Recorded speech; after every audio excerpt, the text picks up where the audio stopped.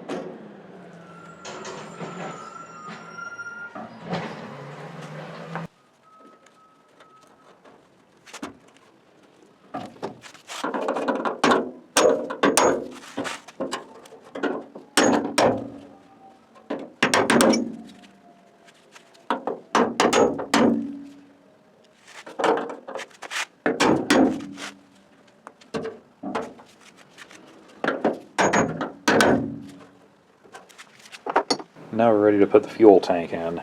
There's a few things I want to mention first.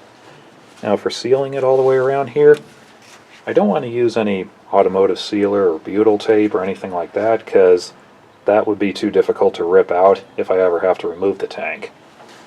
So I got this cheap silicone stuff from Home Depot. It should seal it but not grip that well, which should be easy to peel apart if needed.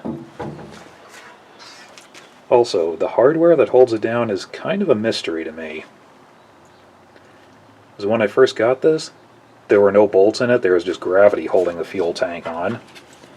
I had a bunch of these, and I started putting them in. 2 of them threaded in, the rest of them were stripped out.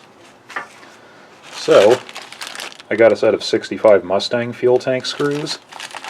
I don't know if I read this on the internet or I just made it up in my mind, but I thought they were the same. Well, these are nothing even close. Either this car used a different size hardware, or these have been drilled out bigger. Maybe a little of both, I don't know.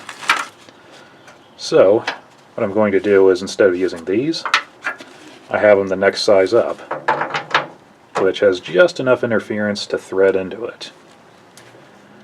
I don't know if this is the right or wrong way, but this is going to work.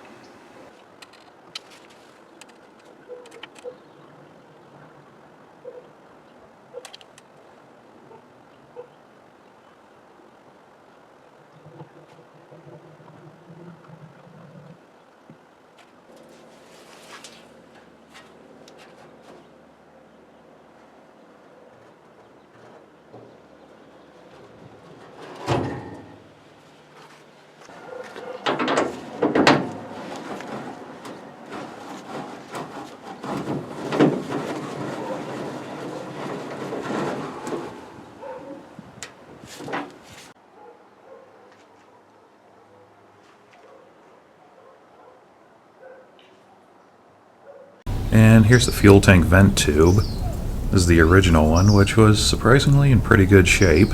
It didn't need much, I just went over it with steel wool and then clear coated it. And we have the filler neck. Now this, I don't know what finish it had originally, but it had several dents in it that I had to fill in, so I ended up painting it. And I think it looks pretty good. I typically don't film restoring small parts like this because I find it to be boring, but it ends up making several weeks worth of work look like one afternoon. And this is a stage where a car restoration really starts to slow down. When every part you put on it needs something done to it or is missing and you have to research and figure out what it is.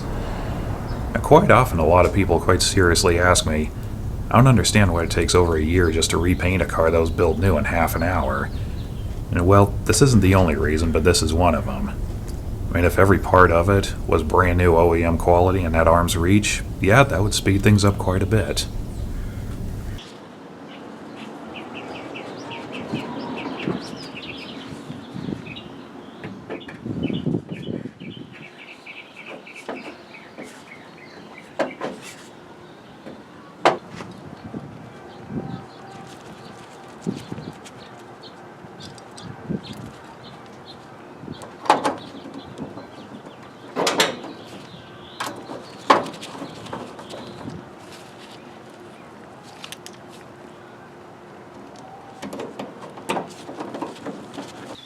So the vent tube goes through this hole in the back panel.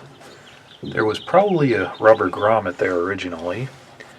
Well, I looked around and I found this, probably off some kind of linkage, I don't know. But it's just the right size for that, and it fits the tube fairly snug, so we'll use that.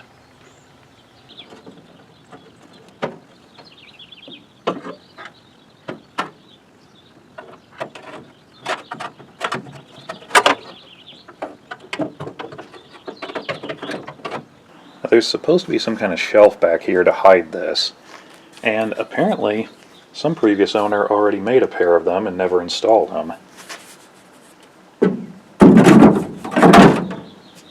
And they fit pretty well.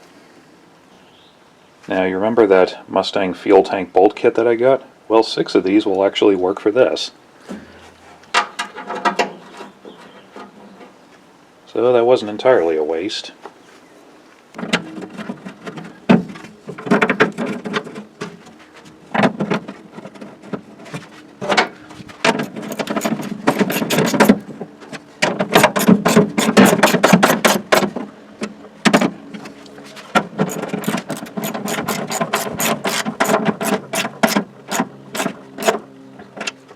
And now, because I forgot to in previous videos, I'm going to show you the inside of the trunk, the way it was painted, and explain why it is. Now, originally, these were painted after assembly. The trunk lid, the hinges were in place, the latches and all that were not, so all of that was painted over. This was painted originally with single-stage acrylic enamel, and they used the same paint on the inside of the trunk. When they were painting the outside of the car, they just fogged in the inside of here with the same paint, so the color matched, but it was really sloppy. I mean, judging from what was left of the original paint, there's a lot of spaces they didn't even get to, and there were a lot of runs in it. It looked like a hastily thrown together cheap car, which is more or less what it was. I wanted this to look clean and new, but I also wanted to keep that original theme going. One issue is the insides of the quarter panels and the insides of the wheel wells. They have that same sprayed on coating that we took out of the floor. It's a really porous surface, so when the paint soaks into it, it leaves a very inconsistent finish and just looks really sloppy. Now the painter said, just make some upholstery panels to go over that. It's really going to look bad if we just paint it. And he's right, it does. But I've looked at other restored cars, they look the same way, so that's probably the way they looked originally. I don't know what I'm going to do about that, if anything, but for now I'm just going to leave it alone. What was really important to me was the wheel wells and the inside of the back panel, because that's what's most visible when it's done. Now looking closer, yeah, the sealer that I put around it, it does look kind of sloppy, which the original stuff was. In fact, there's little bits of the original still on there. Now, like I said, all this was assembled before it was painted, so the bolts are painted over like they should be. The bolts on the trunk lid are not. I'm not picky enough at the moment to do anything about that, but I might eventually. And that's what the inside of the quarter panel looks like. And that's the other side. Both wheel wells, however, look pretty good from the inside. Again, not perfect, but they look okay.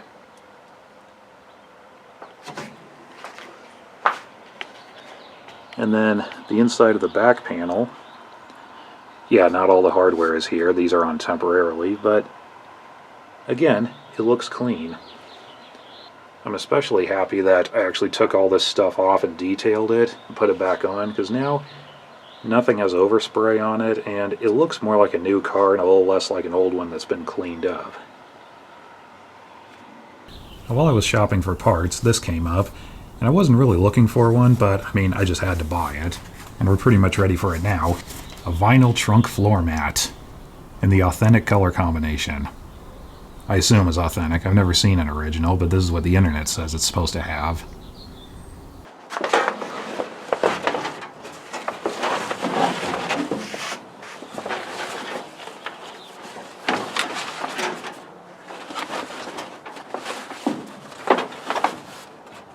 Well, just throwing it in, it fits pretty good.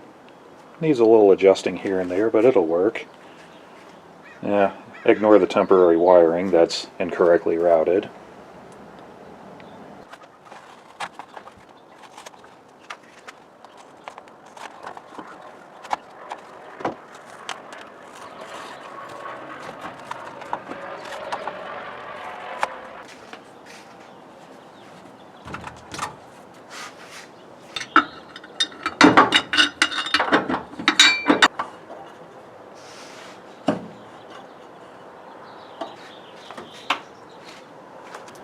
At the moment, I'm not sure how these were originally configured, but they need to be restored anyway, so I'm going to leave them off for now. And that's about it for now. I didn't cover absolutely everything. I also restored the taillights, put those back in, which you'll see in a future video. Now, I still need to figure out what I'm going to do with the suspension, but the next big problem is installing this thing. This is a brand new rear bumper. It's not quite good to go right out of the box. I already mocked it up and it fits really good, but there's still a lot of little stuff that needs to be done, and you'll probably see that in the next video. I kind of implied in the last video that I'm really getting tired of working on this and I just want it back together again, which I was back then, but after working on it up here, installing all this stuff and looking at what it's probably going to look like when it's done, I've totally changed. I'm so enthusiastic for this, I want to just keep restoring it. But in reality, after everything I just mentioned, I also need to work out the wiring. Probably going to stop working on it for a while, maybe. Or maybe not, we'll see. But anyway, thank you for watching, and we'll see you next time.